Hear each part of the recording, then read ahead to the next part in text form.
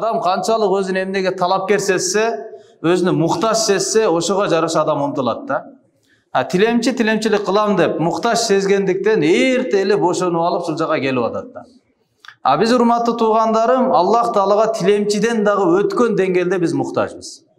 Аллахын үйүндө отуруп алып, анан кийин жан баштап коюп, жөлөнүп алып, бут тусунуп коюп, баардык маселе чечилип калгандай сүрөттө мечитте убакыт өткөрүш бул туура эмес болуп эсептелет. Аллахын алдында колдон келишче адеп менен. Пайгамбарыбыз саллаллаху алейхи ва саллям айтат: "Иннама ана акулу кама яакулул абд ва ажлису кама яжлисул абд." Мен дейт тамакты жегенде кул кандай тамак жесе ошондой жеймин, олтурганда да кул кандай олтурса ошондой олтурам дейт. Пайгамбарыбыз саллаллаху алейхи ва саллям бүткүл мусулмандардын башчысы, дүйнө ахирет маселеси чечилген адам. Бирок дасторкондо напси кумарыны толтура турган, тамак аш жей турган жерде дагы бирок кул кандай олтурса, ошондой көрүнүштө кичпейилдүүлүк менен олтурган да. Пайгамбарыбыз саллаллаху алейхи ва саллям эч качан бир адамга бутуну сунуп олтурган эмес. Кээ бир мырзаларды көрөсүң, баардык нерсени төнтөрүп койгондой келип алат да, жөлөнүп алып адамга пут сунуп коюп олтурушат да. Адепсиздик бул. Баардык тармактан алганда адепсиздик болуп саналат. Ошондон урматтуу тууганым, мечитке келгенде иншалла коонт коюп, мечиттеги болгон амалдардан, сооптордон толук кандуу деңгээлде бир пайда алып кетиштин ниетинде келели иншалла. Мына бүгүн урматтуу жамаат, алхамдулилlah, Кадыр кечесинин алдында турабыз. Кудайым буйрса иншалла уламалардын Куран хадистин негизиндеги айткан сөздөрү Кадыр түнү акыркы 10 күндүн түнүндө экендиги бул бекемирээк ой болуп эсептелет. Анын ичинен дагы көбүрөөк алымдардын айтымында акыркы 10 түндүн 20-30 күн да, мисалы 30 күн же 29 күн орозо. 20-ны алып коелу, анан акыркысы. Ошол акыркы 10 түндүн так түндөрүндө болууга дагы көбүрөөк уламалардын, алымдардын айткан ою бар. Андан дагы көбүрөөк алымдар ошо так түндөрдүн ичинен кайсынысы дегенде 26-сынан 27-чи орозого өтүп аткан түнү. 27-чи орозонун түнү бул так түндөрдүн ичинен эң ыктымалдуураак Кадыр кечеси экендигине көбүрөөк далилдүүрөөк мына ушул түн болуп саналат. Кескиндүү түрдө эмес, сөзсүз бүгүн башка түн эмес деген сөз эмес. Бирок ушул түндө болуусуна көбүрөөк алымдардын айткан сөзү бар, Курандын ишарасы бар, пайгамбарыбыздын айткан сөздөрдүн мааниси бар. Ошондуктан бизде Кыргызстанда адат 27-чи түндө Курандын хатымын бүтүрүп, 30 пара Куран таравиде окулуп келип туруп, 27-чи түндө бүтүрүп, себеби Кадыр түн болушуна көп ыктымал. Ошол түнү Курандын хатымы, Курандын 30 пара Куран бүткөндүн дуасы болуп, жана ошол түндө ибадат менен өткөрүп, үйрөнөлү деген мааниде ушул Кадыр түндү урматтуу тууганым тособуз. Ошондон иншалла баардыгыбыз Кудайым буйрса чоң бир үмүт менен, Аллах Таала болгон муктаждык менен, адеп менен, ихлас менен өткөрө турган болсок, иншалла Кудайым буйрса бүгүнкү түнүбүз дүйнө ахиретибиздин ийгилигине себеп болот деген чоң үмүт бар. Куранда Аллах Таала айтат: "Инна анзалнаху фи лайлатил кадр. Ва ма адрака ма лайлатул кадр. Лайлатул кадри хайрун мин алфи шахр." Кадыр деген атайын сүрө түшүргөн. Кадыр деген сүрө. Ошол сүрөдө Алла албетте биз Куранды Кадыр кечесинде түшүрдүк. Куранды биз Кадыр кечесинде, Кадыр түнүндө түшүрдүк. Жана о Мухаммад, сен Кадыр кечеси эмне экендигин кайдан билмексиң? Яни бунун кадыры, бунун даражасы, Аллахтын алдындагы мартабасы кандай экендигин кайдан билмексиң? Лайлатул кадри хайрун мин алфи шахр. Кадыр түнү бир эле түн, бул 1000 айга караганда жакшыраак деп Аллах Таала айтты. Танаzzalul malaika fiha war-ruh. Ал түндө кимдер түшөт? Жалпы периштелер түшөт. Кадыр түн болгондо периштелер асман дүйнөсүнө түшөт. Жерлерде жүрүшөт. War-ruh жөн эле периштелер эмес, Аллахка эң жакын болгон. Периштелердин ичинен эң мырзасы болуп эсептелген Жабраил периштенин өзү дагы Кадыр түндө түшөт дейт. Не кылат? Саламун хия хатта матлаил фажр. Ал түнү не болот? Салам, тынчтык болот таң атканга чейин. Багымдат убактына чейин тынчтыктын түнү болот экен да. Ошол периштелер кимдер намазда, кээ бирлер дуада, кээ бирлер зикирде, кээ бирлер Куран окууда, кимдер кайсыл амалдарда алек болуп аткан болсо, ошо периштелер жолмо-жол, мечитме мечит, үймө үй алар кыдырышып, саламун алейкум, о Аллага иман келтирген пенделер, ахиреттен сооп үмүт кылып аткандар, күнөөсүн кечиришини сурап аткандар, силерге Аллахтын тынчтыгы болсун, азаматсыңар, баракелде, жакшы тартипте жашоо өткөрүп атасыңар деп периштелер куттуктап таң атканга чейин ошондой чөйрө болот деген сөз да. Куран-ы Каримде Аллах Таала айтып атат. Ошондо демек урматтуу тууган, бул ораза айдын эң абзел түнү. Жалпысынан бардык түндөрдөн эң абзел түн бул Кадыр кечеси болуп саналат. Азирет Абу Хурайра радиаллаху анху айтат, Пайгамбарыбыз саллаллаху алейхи вассалам ораза айында айтып атып, ораза ай туурасында, Рамазан ай туурасында айтып атып, Фихи лайлатун хайрун мин алфи шахр, ман хурима хайраха фақад хурим, раваху Ахмад ва Насаи. Пайгамбарыбыз Рамазан айында тууралуу айтып атып мындай деди. Бул айдын ичинде бир түн бар. Ким ошол түндү, ал түн деди, 1000 айга караганда жакшыраак болот. 1000 айга караганда жакшыраак дегени, ушул түндү ибадат менен өткөрүп коюу, бул түндөн башка 1000 айдын күндүз бою ораза намаз, түнү бою тахажжуд намазда өткөргөнгө караганда жакшыраак деди. Канча жакшы экен Алла билет. 1000 ай дегени 83 жыл 4 ай. 83 жыл 4 ай жашоо барбы, жокпу? Аллах Таала өмүрүбүздү узун кылсын, бирок Аллага белгилүү. Ошо 83 жыл 4 айдын ичинде күнөө кылбай жашай алабызбы, жашай албайбыз? Пендеден сөз ката кемчилик кетет. Күнү түнү ибадат кылабызбы, кыла албайбыз. Бирок Кадыр түндө өткөрүп койсок, ошону сообуна жете алабыз. Эч бир күнөө жок жашоо. 83 жыл 4 ай, ошо 83 айдын бардыгы таат ибадатта өткөн. Көз сакталган, тил жакшылыкты сүйлөгөн, кол жакшылыкка иштеген, түндөр дагы, күндүз дагы, дене дагы, байлык дагы туура иштегендин сообунан жакшыраак сооп берилеткен бир түндүн берекети менен. Элестетсеңиз, Аллах Тааланын жомар, аз доллар менен, акча менен айтса аябай түшүнүп коймокпуз да. Az şu түнү чыгып кеткенде Багымдатта ар бириңерге şu Махмуд Кашкари атынан ушунча миллиондогон долларлар карматылат десе аябай түшүнөт элек да. Айлыгыңыз bir ай мынча болсо ошону 80.000 айга көбөйтүңүз, андан дагы көбүрөөк айлык беребиз бир түндүн ибадаттын берекетине дегенде, могу жерде эч ким дараты сынып атса дагы чыкпай ушул жерде ибадат кылган аракетин кылмакпыз да. Телефон чыкмай жооп бермей бардыгы өчмөк. Мен өтө маанилүү иш менен алекмин.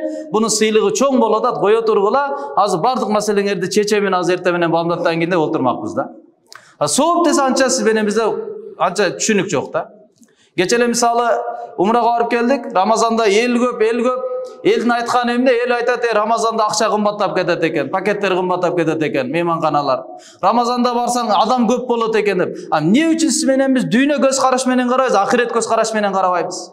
Пайгамбар алейхисалам айтып атат, ораза айда умра кылуу мени менен биргеликте ажылыкка барабар деп атат. Ошол мусулманды, имандууну ошол сөз кыймылдатыш керек эле да. Рамазан эмес деп барып алып, миллион адам менен чогуу намаз окугандын сообун каяктан аласыз? Ошончо жамааттын көптүгүнү каяктан аласыз? Канча жамаат көп болсо, ошончо сооп көп болуп атат. Yani siz менен биз дүйнө, материалдык нерселер менен көз караш менен жашап атабыз. Бирок Кур'ан, хадис бизди кыймылдатпай атат да. İmandın negizgi maksatı ушул эле, адамды кыймылдаткан, адамды токтоткон, кайгырткан, ыйлаткан бул Кур'ан, хадис болсун. Кур'ан эмне деп атат, хадис эмне деп, Алла эмне дейт, аны элчиси эмне дейт. Ошону айтып адам баласы кыймылдап калса да. Бүгүн күндө бизди акча кыймылдатат, сооп кыймылдатпай атат. Жамандык болуп калат, банкрот болосуң, башка нерсе болосуң десе токтойбуз. УКМК көрүп турат, башка болуп турат десе токтойбуз. Бирок Алла көрүп турат, күнөө болот дей турган болсо мындан токтобой атабыз да. Yani урматтуу тууганым, караңыз, бир эле түн 1000 ай ибадатка караганда артыгыраак деп атат. Бир түндү. Пайгамбар дагы сөзүн улап айтты: "Ман хурима хайраха фақад хурим", ким эгерде ушул түндүн жакшылыгынан куру калган болсо, ачык, анык ошол адам куру жалак калды деди да. Ошол адам жыл эсебинен банкрот болгон адам ким ушул Кадыр түндүн жакшылыгынан куру калган болсо. Жылдын эсебинен көп нерсени жоготту ошол адам. Чыныгы куру жалак калган адам ошол адам. Ошондон иншалла Пайгамбарыбыз саллаллаху алейхи вассаламдын жашоо тартиби акыркы 10 күнгө келгенде Пайгамбарыбыз белин байрап кайра күчөйөт болчу. Биз акыркы 10 күнгө келгенде кайра алсырап атабыз. башка жерде тарабыны бүтүрүп койгонбуз, хатымды бүтүрүп койгонбуз. Бүгүн болсо бир отоло мына хатым дуасы бардыгы болду. Эртең карасаң тарабыда да жок, башкада да жок. Ар жерде чайдын дасторкондун үстүндө эле убакыт өтүп кетти. Пайгамбарыбыз саллаллаху алейхи вассалам тетирисинче акыркы 10 күнгө келгенде белин бекем байлайт эле. Түнү бою пайгамбар алейхиссалам ибадат кылат эле, акыркы түндүн бардыгын. Не үчүн? Кадыр кечесини тосуу үчүн. Белин байлайт эле деген уламалар дагы бу экинчи маанисини баяндайт. Аялдарына жакындык кылбайт эле бул түндөрдө. Ибадатка өзүнү толук арнайт эле. Жана өзү эле ибадат кылбастан үй бүлөсүндө тургузат болчу. Үйдөгүлөрдү да толугу менен Медина шаарында 100% ибадат болот эле орозонун акыркы түндөрүндө. Өздөрү да үй бүлөлөрдө туруп кадыр түндө тосушат эле. Жана пайгамбар алейхиссалам адаты бар эле, акыркы 10 түн башталганда ифтарлыкты саарлык менен бирге кылат эле. Ифтарлык кылбайт болчу. Пайгамбар орозонун акыркы 10 күндө оз ачарлыкта эчтеке жеген эмес, ичкен эмес. Ниет кылып оз ачып коет болду. Шам менен куптандын ортосунда пайгамбар гусул алып жуунуп алат эле. Алла менен болгон жолушууга даярданат эле. Мистерди колуп, мисвакты колдонуп, жакшы кийимдерди кийип, түндө ибадат менен периштелер түшүп атса, Жебраил периштен өзү келип атса, периштелер сиз менен кол алышып учурашып атса, Алланын өзгөчө мээрими Алла менен жолугуу болуп атса, ошонун сезими пайгамбарыбызды ошондой амалга түртөт болчу. Тамак жегенге, башка кылганга көңүлү тартпайт эле. Ибадат менен алек болуп калайын деп. Мурдакы алымдардын дагы адаты, толтура Суфиян Саври башка уламалардан келет. Мурдакы алымдардын адаты кадыр түндөрдө алар жуунуп, гусул алып, акыркы орозонун 10 түнүнүн ар түнүндө жуунушат эле, гусул алат эле. Жаңы таза кийимдерди, тыккан кийимдерди кийет эле, мис колдонуп, атыр колдонуп, таранып алып, сакалдарын майлап алып, ибадатта жай намаз үстүндө Алла менен түндөрдү өткөрүшөт эле. Ошондон урматтуу тууганым, бүгүнкү биздин түн орозонун акыркы 10 түнүнө болгон машыгуунун бир сүрөтү. Бүгүн эле кылып койсок болду, ушу менен бүтүп кетти деген сөз эмес. Колдон келсе, акыркы 10 күндү ибадат менен өткөрөлү. Ахия лайла түндөрүнү пайгамбар жандандырып ибадат менен өткөрөт эле дегенди алымдар түшүндүрөт. Мисалы куптан азы 9-дан 10 өткөндө болуп атабы? Багымдат мисалы 5-терде болуп атса 4:56 канча? Ошо экөөнүн аралыгы түндө 9 саат, 8 саат мисалы, 8 саат түн болуп атат. Ушул түндүн жарымдан көбүрөөгүнү ойго ибадатта өткөрүүнү түндү ибадат менен өткөрдү деп айтылат. Яны уктабай өткөр деген шарт эмес. Сөзсүз уктабай өткөрүү эмес. Балки эс алсаңыз да болот. Бирок жарымынан көбүрөөктө, 4 сааттан көбүрөөк, 5 сааттан ашыгыраак убакытта ойго болуп ибадат менен өткөрө турган болсоңуз, намаз, дуа, зикир, Кур'ан, жакшы сөздөр менен эгер өткөрө турган болсоңуз, анда демек сиз кадыр кечесини тостуңуз болуп саналат. Ошол түндө ибадат менен өткөрдүңүз болуп саналат. Демек, урматтуу тууганым, бүгүн иншаалла 1000 айдан артык болгон түн алдыбызда турат. Имам Малик рахматуллахи айтат: "Балагани анна Расулуллах саллаллаху алейхи вассалам урия а'малан наси qablahum."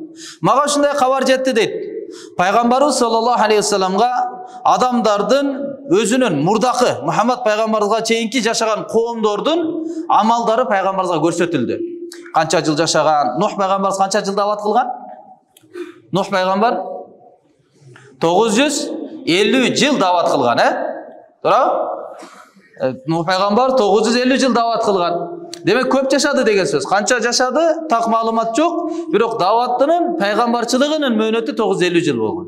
Яны мурдагы коомдор көп жашайт эле. Күчтүү болот эле, такаттуу болот эле. Көп амалдарды кылат эле да.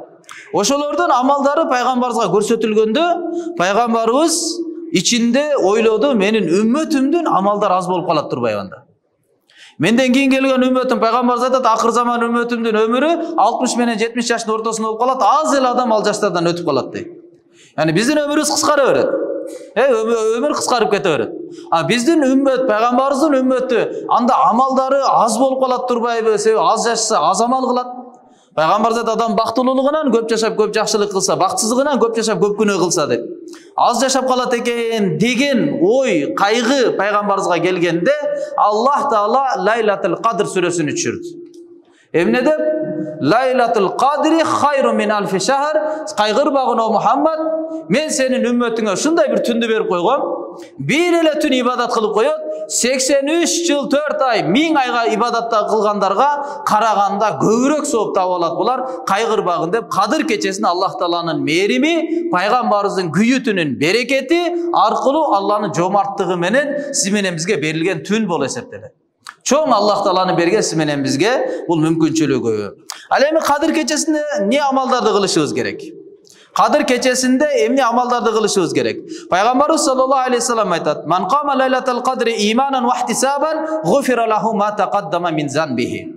Ким эгерде Кадыр кечесинде намаз окуса, Аллага ишенип, ахиретке ишенип, жана сооп үмүтүндө эл кылып аттыр, мен да кылып коеюн эмес, сооп үмүтүндө Алладан алуу максатында эгерде Кадыр кечесинде ким намаз окуй турган болсо, өтүп кеткен бардык күнөөлөрү кечирилет. Өтүп кеткен бардык күнөө, 1000 айдан артык болгон сооп, күнөөлөрдүн бардыгынын жоюлуп, жаңы наристедей күнөөдөн таза чыгуу. Сахih хадисте көп мазмунда şu хадистер келген, Кадыр кечесиндеги намаз өткүп кеткен бардык күнөөлөрдү кечиртет деп.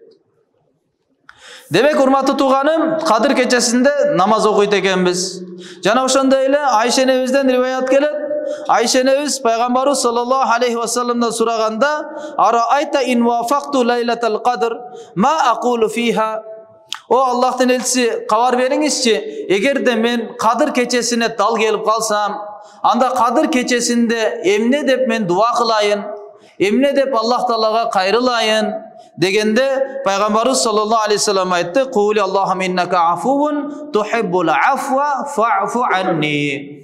Аллахумма иннака афувун тухиббул афва фа'фу анни. О Аллахым, албетте сен күнөөлөрдү кечирүүчү затсың. Жана күнөөнү кечирүүнү жакшы көрөсүң. Сени сыпатың өзү күнөө кечирүүчү. Жана кечиргенди да сен жакшы көрөсүң. Андыктан я Аллахым, менин күнөөлөрүмдү кечиргин деген дуаны көп кылган о Айша деди да. Демек, урматтуу тууганым, мындан эмне билинип атат? Бул түндө намаз, дуа менен убактыбызды көбүрөөк өткөрүшүбүз керек экен. Намазга туруп жана дуа кылып аракет кылышыбыз керек экен. Башка хадистерде келет: "Ман сама Рамадан иманан ва ихтисабан гуфира лаху ма тaqaddama min zanbi." Ким эгерде ороза айыны Аллага ишенип, күнөө сооп үмүтүндө ороза айда ороза кармай турган болсо, өтүп кеткен күнөөсү кечирилет. 1. Экинчи хадис: ким таравих намазды Аллага ишенип, сооп үмүтүндө орозонун, Рамазандын таравих намаздарын окуса, анданын күнөөсү кечирилет. 2. Үчүнчү хадис: ким Кадыр кечесинде ибадат кылса, иман жана сооп үмүтүндө күнөөлөрү кечирилет. 3 күнөө кечириле турган себептер бар бул айдачы. Бирок алымдар айткан, орозо 30 күн болот, анан кийин натыйжа чыгат. Тарави 30 күн толук Рамазан айдагы таравилерди окуйсуз, анан кийин күнөөңүз кечирилет. А Кадыр кечесичи бир эле түн туруп коесуз, бүткүл күнөө кечирилип кетет да. Кадыр кечесиники бир эле түндө намаз менен өткөзүп койсок ошого жараша. А таравиники жок, 30 күндүк таравиңиз каралат. Ошо 30 күн бою таравih окусаңыз, имам менен сооп үмүтүндө деген шарт менен 30 күн бою окуп келсеңиз, анан күнөөңүз кечирилет. Орозодо дагы 30 күн бүтөт, анан кийин күнөө кечирилет. Анан айт намазга барасыз, толук шартты аткарып коюп туруп, орозо айт намазына барганда, анан Аллах Таала бардык күнөөлөрүңүздөн кечиртип, толук соопту ыйгартып, айттан бардык сооптор менен күнөөдөн таза болуп келесиз. Орозо жана таравинин сыйлыгы айтта берилет. А Кадыр кечесиники ушул түндө эле бүтүп калат. Bir түн эле Кудайым буйрса ибадат кылып коебуз, бардык күнөөлөрдүн кечирилишине себеп болот деген маани. Демек, урматтуу тууганым, сиз менен биз иншалла эмне кылышыбыз керек экен?